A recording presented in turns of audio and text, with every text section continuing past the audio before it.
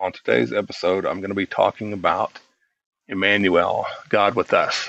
And I'll be talking about this from three different perspectives.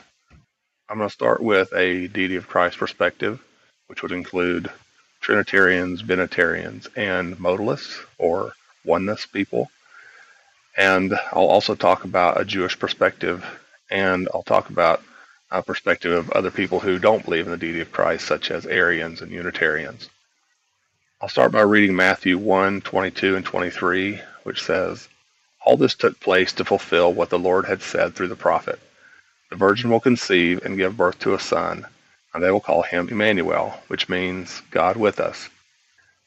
Usually, believers in the deity of Christ will cite this verse, and they will talk about how it was prophesied in Isaiah 7:14 that this was going to happen. It says, "Therefore the Lord himself will give you a sign. The virgin will conceive and give birth to a son, and will call him Immanuel." Usually they make the case that it is not merely that the name Immanuel means that God is with us, but rather that it means that Jesus is the God who is with us, and that the reason that he was given the name God with us, or Immanuel, is to show that he is God. Now, of course, followers of Judaism do not believe that Jesus is the Messiah, and they do not believe that Jesus is God. And they object to this quotation for a couple different reasons. Let me just read Isaiah 7, verses 10 through 16, so that you can get the context of where this prophecy is coming from. It says, "Again the Lord spoke to Ahaz." He was the king of Israel at the time. "Ask the Lord your God for a sign, whether in the deepest depths or in the highest heights." But Ahaz said, "I will not ask. I will not put the Lord to the test." Then Isaiah said, "Hear now, you house of David, is it not enough to try the patience of humans? Will you try the patience of my God also? Therefore the Lord himself will give you a sign.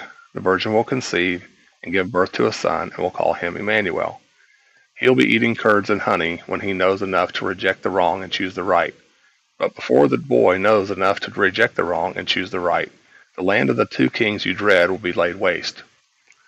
So basically what's going on here is that Ahaz was the king of the southern king of Israel, and the northern kingdom and I think Assyria were going to come against him and bring a war. And I don't know all the details, but apparently Ahaz was a very wicked king, but God had made promises that obligated him to protect the southern kingdom. And so even though God didn't like Ahaz because he was so wicked, he was going to protect that nation for that time. And he wanted to give a sign to Ahaz that this was going to happen. And the sign was going to be that a child was going to be born, and before that child was old enough to know right from wrong, that the two other kingdoms will be laid waste. And so the original prophecy didn't have anything to do with the future coming Jesus. It was, at least in the context, there's nothing in here that indicates that it was about anything in the future. And it was just about what was going on right then with Israel and what God was doing with Ahaz. So the Jews will object and say it doesn't have anything to do with Jesus. And they'll also object and say that there's a problem with the way that it was applied in Matthew, because in the Hebrew, the word virgin is Alma, which can be a virgin, but it's not necessarily a virgin. It just means like a young girl. So they complain that, not just in this case, but that in a lot of cases that the New Testament misuses and misquotes the Old Testament. And this is partly the result of differences between the existing manuscripts that we have now. So the Hebrew manuscripts are mostly not as old as some of the Greek manuscripts. So what happened was the Old Testament was originally written in Hebrew, but hundreds of years before Jesus came, it was translated into Greek. And the Greek translation was called the Septuagint, because it was translated by 70 scholars, apparently.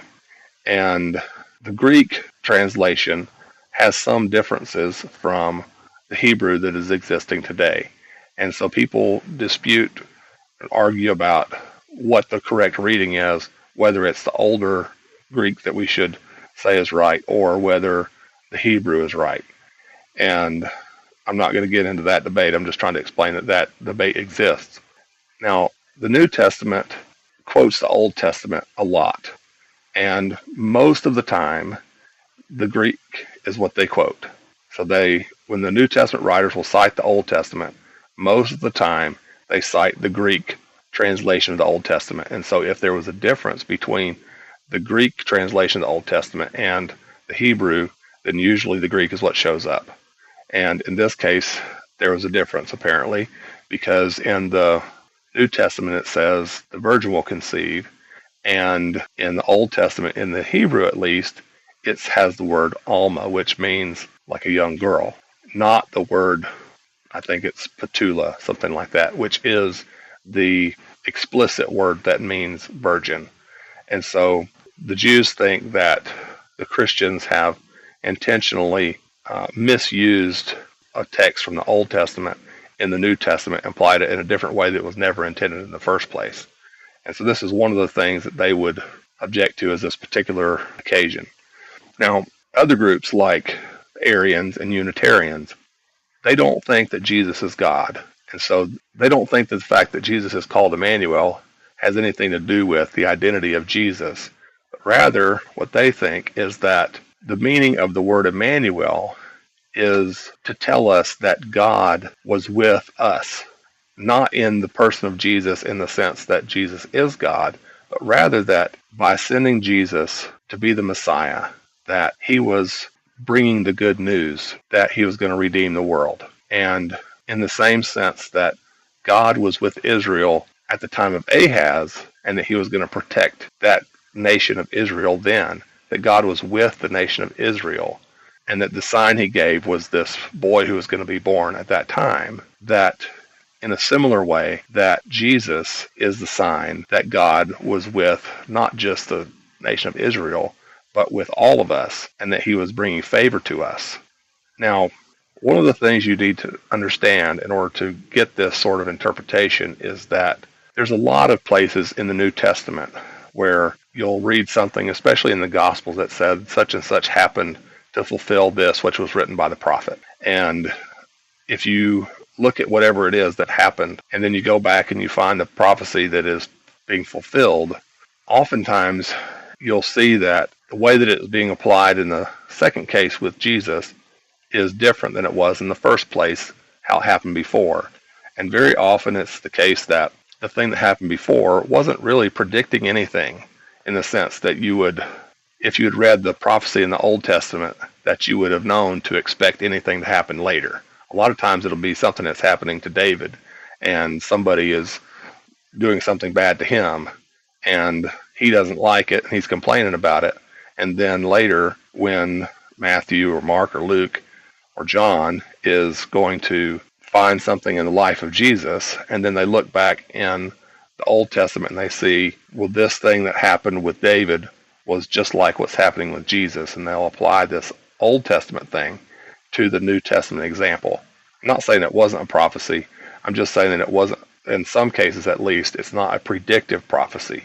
It's something that is a typological prophecy. So there'll be a type in the Old Testament that happened, and then Jesus will fulfill or bring to the fill up in the most full way. I'm not sure what the best way to say it is, but that the meaning of what happened in the Old Testament will be most clearly made known through the example in the life of Jesus. And so here's an example of this. In Hosea 11:1 it says, "When Israel was a child, I loved him, and out of Egypt I called my son."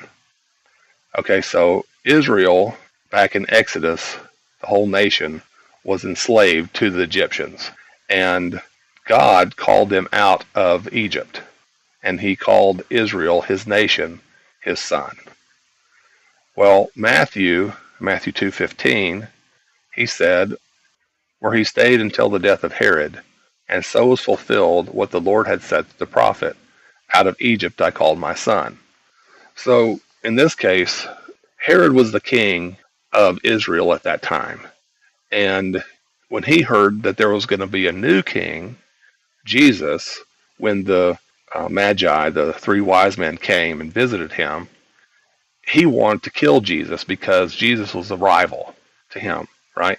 And so when Mary and Joseph heard about this, they fled to Egypt. And then later, after Herod died, I think it was an angel or something that appeared to them, and then they came back from Egypt. And so basically, Matthew was saying that when Jesus came back from Egypt, that was the fulfillment of what had been spoken in Hosea about God calling his son out of Egypt. But Hosea it wasn't even really talking about something that was going to happen in the future. It was talking about something that had happened a long time before that. But Matthew is taking that passage from the Old Testament and quoting it in the New Testament and applying it to Jesus in a very different way than it was originally used. And so my point is that this is a common thing that happens in the New Testament, that there'll be something that happened in the Old Testament, and then it will be treated in the New Testament as something that needed to be fulfilled in the life of Jesus. And I'm not saying that it was not intended like that in the beginning in the Old Testament. I'm just making the case that if you just read the Old Testament, it would not be obvious that you would therefore be expecting a certain kind of fulfillment in the New Testament. It's more like a retroactive application of the New Testament example on what was said in the Old Testament. And so this is the way that Unitarians and Arians think about this text in Isaiah and the way that it's applied in Matthew, is that they're not expecting an incarnation of God in a man to become a man. Rather, what they're seeing here is that in Isaiah, God was with his people Israel, and he was faithful to them and doing good for them by delivering them from these two other nations that were going to be trying to attack them. And that the sign that he gave was this boy who was going to be born to this young girl, and that before that boy was old enough to know the difference between right and wrong, that those two kings who were going to be coming against Israel were going to be laid waste. And so in the occasion with Jesus later, he was called Immanuel, not because he was God, but rather because God was showing favor to the world by sending the Messiah to bring our salvation. And so that's how the Unitarians and Arians think about this verse. So they just deny that the idea that Immanuel means God with us says anything about the identity of Jesus. They would argue perhaps that if you were going to say that being named Immanuel means you just are God and that God is with us, that if that's how you think about it with Jesus, then why don't you think about it that way with the boy who was born in the time of Ahaz? Nobody argues that boy was God with us in the sense that he was God incarnate. Nobody thinks that. The Jews didn't think that. The Trinitarians, the Binitarians, the Modalists don't think that. Nobody thinks that. And so the case that the Unitarians and the Arians would make is that if it didn't mean that in the original application of this sign that was given, and it only meant that God was with his people, and that this was a sign of it, that there was this boy who was going to be born, then why would we think that it takes on this whole different meaning in the New Testament when it's applied to Jesus? So hopefully that makes sense.